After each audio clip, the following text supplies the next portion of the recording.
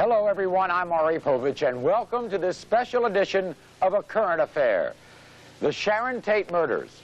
On August 9th, 1969, flower power wilted. The peace and love generation of the 60s got blood on its hands in a big way. Sharon Tate was a star in Hollywood in the late 60s. She was married to producer-director Roman Polanski. They were to have a son already named Paul Richard Polanski. It was never meant to be.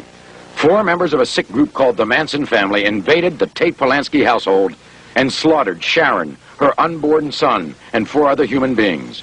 The massacre gave Hollywood a cruel, nervous breakdown. In all, the Manson family boasted of 35 murders, and Frank Sinatra, Liz Taylor, and Steve McQueen would be on a Manson murder list. Manson and his family have applied for parole. Doris Tate, Sharon's mother, has launched a campaign to make sure this never happens. She has to cope with a bitter irony.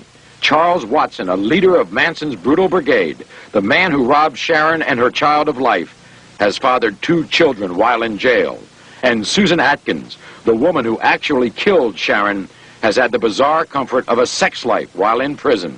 They are treated and housed better, okay, than our elderly. And they have sex on top of it. And they have sex on top of it. And yes, exactly. You know? There is one person who can tell the world about what happened that night. Her name is Linda Kasabian. She was with that killer crew for 19 years. She has remained silent after giving evidence that locked up the Manson family. This week, our news team of Steve Schwartz, Charles Lockman, and Steve Dunleavy pried open a part of history. Linda Kasabian was at the scene of the crime. She became the state's principal witness. She has been silent for 19 years, until now. I remember looking at his face, and it was just reminding me of the figure of Christ. And I remember looking up in the sky and realizing that Charlie was definitely the devil. He was not this wonderful man that I was led to believe. The words of Linda Kasabian, one-time follower of Charles Manson, who tonight breaks a 19-year silence about the bloodbath that lives in infamy. The Mad Dog massacre that chilled a nation. Sadie came running out of the house, and she said something like, "I lost my knife, give me yours," or something like that, and I gave her my knife. And next thing I know, a man comes stumbling out of the house, covered in blood, and falls down, and Tex starts stabbing him. And in the background, I see a white figure of a lady in a nightgown, and Patricia was on her, stabbing her. Linda Kasabian has lived in the dark for 19 years, and people who have been fascinated and frightened by what happened that August night in 1969 have been waiting for her words. And they already had plans, as you probably know, to murder prominent personalities who, to Charles Manson, symbolized the entertainment industry. Sinatra, Liz Taylor, Steve McQueen, people like that. Their life was murdered. Susan Atkins equated stabbing a human being to sexual intercourse, the going in and the out. This is the house that Sharon Tate called the Love House. It sits on a hillside on secluded Cielo Drive in LA's exclusive Benedict Canyon. Sharon and Roman Polanski sublet the house from record producer Terry Melcher, the son of actress Doris Day. Later, it would be discovered not only that Charles Manson knew Melcher, but he had been previously in the house as well. At the time, however, no one knew what was about to happen on the night of August 9th. In less than 1 hour of horror, the Love House would become the Death House. Like anyone who met Sharon, I was overwhelmed by her fragile freshness. I interviewed her and her husband Roman only 8 months before she was murdered. The next time I saw her, she was being carried in a coffin to a final resting place. The grim memory of covering that story in 1969 haunts me to this day. It began shortly before midnight. 4 of the Manson maniacs drove up secluded Cielo Drive in an old Ford. One of them, Tex Watson, got out and he climbed a telephone pole. He severed the wires. Already it started to sound like a horror movie.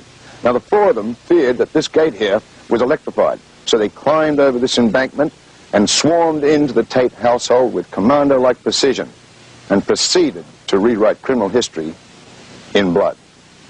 Once over the fence, the killers saw headlights. Tex told the girls to hide in the bushes. Stephen Parent, a 19-year-old friend of the house's caretaker, was going home in his car. Parent was in the wrong place at the wrong time.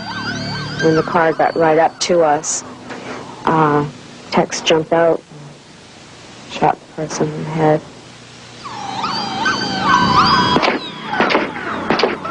Then Tex broke in a window and opened the front door for the girls to enter. Linda Kasabian, a Manson family member, could not go through with what was about to happen. She waited outside. It was like, not real. You know, did this really happen? It just didn't seem real. But it was real. Once inside the house, Charles, Tex Watson, Patricia Krenwinkel, and Susan Atkins discovered Wojtek Frykowski asleep on the living room couch. He awakened startled. He asked, "What time is it?" And then, "Who are you? What do you want?" Watson replied, "I am the devil, here to do the devil's business." Patricia Krenwinkel from Los Angeles. She was as a child a bluebird. She sang in the church choir. At one time she wanted to become a nun. She attended a Jesuit college in Alabama. Her father, an insurance executive. A lot of hostility. Why? I don't know. She was quiet. She, wasn't really out there. She was kind of quiet. Earthy, more earthier. Susan Atkins and Patricia Krenwinkel rounded up the rest of the people in the house. They were Abigail Folger, heiress to the Folger coffee fortune. She was Wojtek's girlfriend. And there was Jay Sebring, Hollywood's trendy hairstylist. He was a friend of Sharon's. And there was Sharon Tate herself. Tex Watson ordered them all to lie on the floor. Sebring protested loudly, saying that Sharon was pregnant. Watson replied by shooting Sebring through the heart. Watson then tied a rope around Sharon and Abigail's neck. Tex Watson then calmly ordered Susan Atkins to kill Wojtek Frykowski. She didn't get along with her father, and she gravitated to San Francisco, became a kept woman and a topless dancer, later a gun moll. Certainly you couldn't categorize her background as being average American. She really knew how to talk. She knew all the right words, and, she just knew how to talk. Wojtek Frykowski broke free of his bonds and began to struggle with Susan Atkins. She began to flail wildly at him with a bayonet, stabbing him several times in the legs and body. Tex Watson moved as he saw Frykowski racing to the door. He shot him and then bludgeoned him with a gun butt as Frykowski fell into the yard. Watson was a high school star in basketball, football, and track. I think up until a couple years ago, he held the high school high hurdle track record in the state of Texas. They viewed him as the all-American boy. They thought it was inconceivable that this young man was involved in these murders. Tall, dark, and handsome, with very deep, steel blue eyes. In the fracas, Abigail managed to untie the rope around her neck. Struggle ensued. Tex Watson had come to Krenwinkel's aid. He put an end to the struggle by stabbing Abigail. Watson then ordered Atkins to kill Sharon Tate. Meanwhile, although mortally wounded, Abigail Folger had somehow crawled into the yard next to where her boyfriend Frykowski had fallen. Watson and Krenwinkel then proceeded to stab the already dead Frykowski and Folger many times. Susan Atkins, meanwhile, left a one-word message written in Sharon's blood. Following the sickening slaughter, the killers stole off into the night. When veteran cops arrived on the scene, they were horrified by the viciousness of the slaughter. The first victim, Stephen Parent. He was shot 4 times. His last words, "Please don't hurt me. I won't tell anyone." Only yards from Parent's body lay Wojtek Frykowski. He died fighting like a wild animal. He'd been shot twice, he'd been bludgeoned 13 times and stabbed 51 times. His last words were a cry for help and a scream of defiance towards his killers. Only a few feet away lay his girlfriend, Abigail Folger. She had been stabbed 28 times. And her last words were, as she looked death straight in the eye, she told Tex Watson, "I give up. Take me." And inside the house, the bloody carnage was just as shocking. Jay Sebring, shot once, stabbed 16 times. His last words were, trying to protect Sharon Tate. And only a few feet away, little Sharon.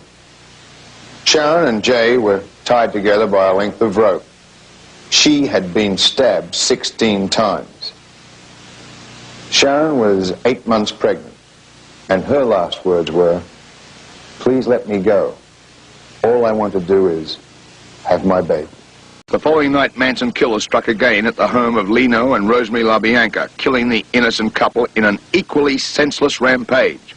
This time, their blood epithet was the title of the Beatles' song, Helter Skelter. Thinking that the Tate murders were drug-related, police thought they had a copycat killer on their hands. LAPD Lieutenant Robert Helder headed up the investigative task force working on the Tate LaBianca murders. Now retired, he remembers arriving on the scene on Cielo Drive. It was almost unbelievable because it was more like a slaughterhouse. Normally, if you can call any homicide normal, you're going to find a body or maybe two bodies. And again, normally they're going to be confined to a particular space. But this was bodies everywhere. It just was almost unbelievable. And we'll be back with more of the Sharon Tate murders after this. Back now to our special edition. Our reporter Steve Dunleavy and the night Sharon Tate and 4 others died. The Tate LaBianca murders came at a chronological and spiritual end to the 1960s. It seems ironic that within a month of the most notorious murders in this country's history, U.S. troops began the long, slow withdrawal from the Vietnam War. More than 300,000 people attended the Woodstock Music Festival in upstate New York, and Neil Armstrong took one small step for man and one giant leap for mankind on the face of the moon. Sharon Tate's funeral brought out some of the biggest names in Hollywood. But the spectacle of the event could not overshadow the family's grief. For the few weeks following the murders, police were stymied by the case. In the absence of any concrete information from police, the public speculated wildly and cruelly. All kinds of rumors wormed their way into the Hollywood grapevine. One speculated that the victims were Satanists and that because of a movie role as a witch with David Niven, Sharon brought it on the group. To a tearful Roman Polanski, the talk defaming his murdered wife was more than he could bear. The last film she made was not a very happy experience for her, but her greatest picture she was doing was her pregnancy. I never seen a woman more preoccupied with it. In fact, the murderers lived a far more depraved existence than anyone might have speculated about the victims. Did sex play a role in this family? Yes. Yes, free sex. Sex between the girls, sex between the guys, sex between the girls and guys. Anything that you wanted to do was acceptable as far as Charlie Manson was concerned. You do whatever you want to do because that's your right. A new girl joining the family, he would induce her to have sex with another girl, a boy with a boy. It was pretty obvious what he was trying to do. He was trying to break down their ego and their pride.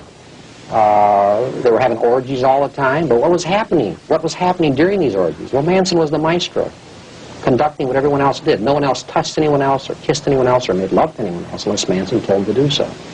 Manson also controlled other feelings.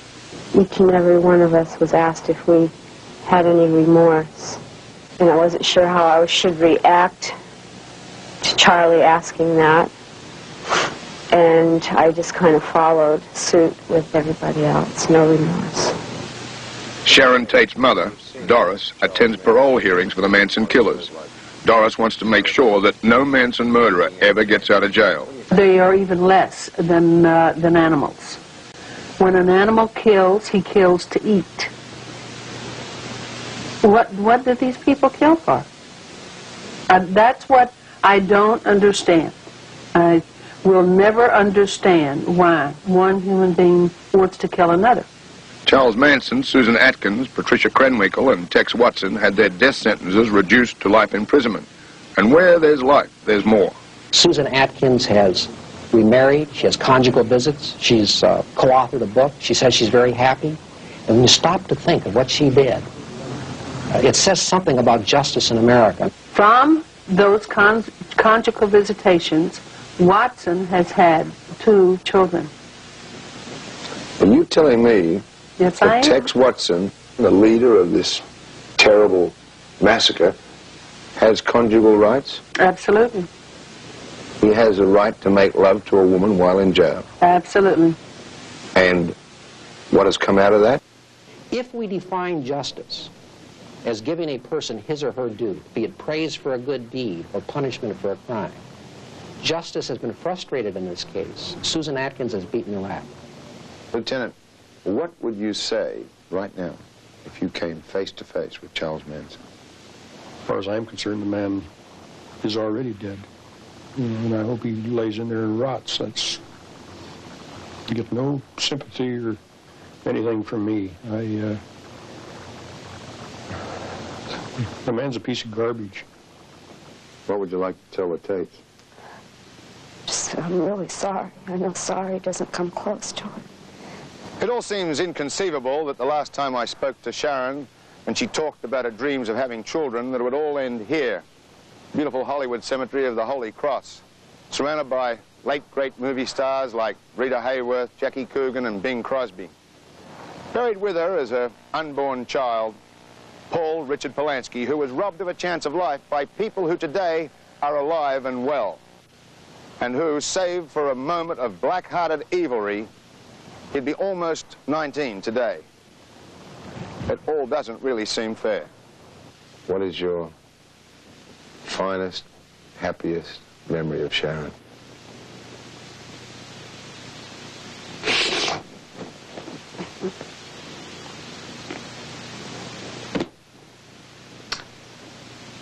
Wait a minute.